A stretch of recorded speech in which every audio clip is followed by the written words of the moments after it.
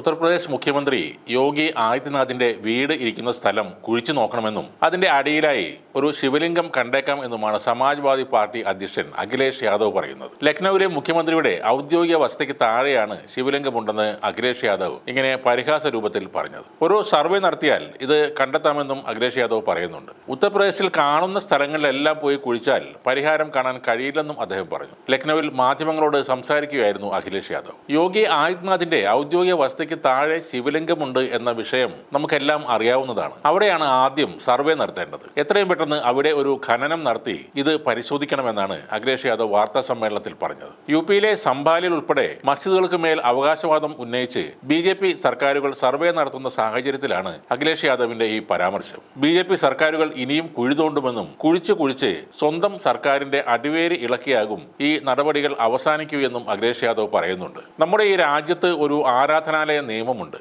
എന്നാൽ ഏതാനും നടപടികളിലൂടെ ഈ നിയമം ലംഘിക്കപ്പെടുകയാണെന്നും അഖിലേഷ് പറയുന്നു. BJP ആണ് ഇത്തരം കാര്യങ്ങൾ തീരുമാനിക്കുന്നതെന്നും അദ്ദേഹം പറഞ്ഞു. രാജ്യത്തെ രൂക്ഷമായ തൊഴിലില്ലായ്മ ഉൾപ്പെടെയുള്ള വിഷയങ്ങൾ BJP അവഗണിക്കുകയാണ്. കർഷക സമരം BJP സർക്കാരുകൾ ഏറെ നാളായി കണ്ടില്ലെന്ന് നടിക്കുകയാണ്. എന്നാൽ അതേസമയം തന്നെ ഈ കർഷകരെ BJP സർക്കാർ ചൂഷണം ചെയ്യുന്നുമുണ്ട്. നേരത്തെ സംഭാലിൽ ഉണ്ടായത് ഒരു ആസൂത്രിതമായ കൊലപാതകമാണെന്നും അതിൽ കൃത്യമായ ഒരു ഗൂഢാലോചനയുണ്ടെന്നും അഖിലേഷ് യാദവ് പാർലമെന്റിലും ഉന്നയിച്ചിരുന്നു. സംഭാലിന്റെ ഐക്യത്തെ തകർക്കാനാണ് BJP ശ്രമിക്കുന്നതെന്നും സംഭാലിന്റെ ഒത്തൊരുമക്ക് നേരെയാണ് അന്ന് വെടികൾ ഉതിർത്തതെന്നും അദ്ദേഹം പറഞ്ഞിരുന്നു. സംഭാൽ ഷാഹി മസ്ജിദിനെതിരെ ഹിന്ദുത്വ സംഘടനകൾ അവകാശവാദം ഉന്നയിക്കുകയും നിയമ നടപടി ആരംഭിക്കുകയും കീഴ്ക്കോടതി അവിടെ സർവേ നടത്താൻ അനുവദിക്കുകയും ചെയ്തിരുന്നു.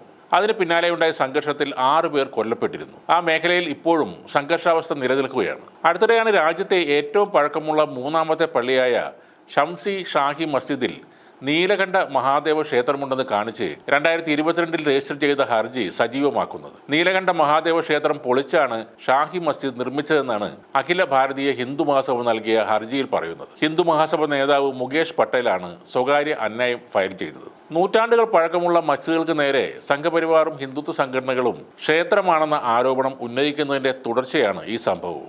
അതുപോലെ തന്നെയാണ് ഖാജ മൊയിനുദ്ദീൻ ചിസ്തിയുടെ മക്ബറയായ അജ്മീർ ദർഗയിലും അവകാശവാദം ഉന്നയിച്ച് ഹിന്ദുത്വ സംഘടന രംഗത്ത് വന്നത്. ദർഗ ശിവക്ഷേത്രമായിരുന്നുവെന്ന് അവകാശപ്പെട്ട് ഹിന്ദുസേനയാണ് ജില്ലാ കോടതിയെ സമീപിച്ചത്. ഹർജി ഫയലിൽ സ്വീകരിച്ച കോടതി ദർഗ കമ്മിറ്റിക്ക് നോട്ടീസ് അയക്കുകയും ചെയ്തു. ദർഗയിൽ ASI സർവേ നടത്തണമെന്നാണ് പ്രധാന ആവശ്യം. ആരാധനയ്ക്ക് അനുമതി നൽകണമെന്നും ഹിന്ദുസേന ആവശ്യപ്പെടുന്നുണ്ട്. ദർഗ ശിവക്ഷേത്രമായിരുന്നുവെന്ന് തെളിയിക്കാനുള്ള ഒരു പുസ്തകവും അവർ കോടതിയിൽ ഹാജരാക്കിയിട്ടുണ്ട്. ഹിന്ദുസേന അധ്യക്ഷൻ വിഷ്ണു ഗുപ്തയാണ് കോടതിയെ സമീപിച്ചത്. ഉത്തർപ്രദേശിലും മറ്റും തുടർച്ചയായി ഇത്തരം സംഭവങ്ങൾ എന്നും നടക്കുന്ന സാഹചര്യത്തിലാണ് യോഗിയുടെ വീടിന്റെ അടിത്തറ കുഴിച്ചു നോക്കണമെന്ന് ഇപ്പോൾ അഖിലേഷ് യാദവ് ആവശ്യപ്പെടുന്നത്.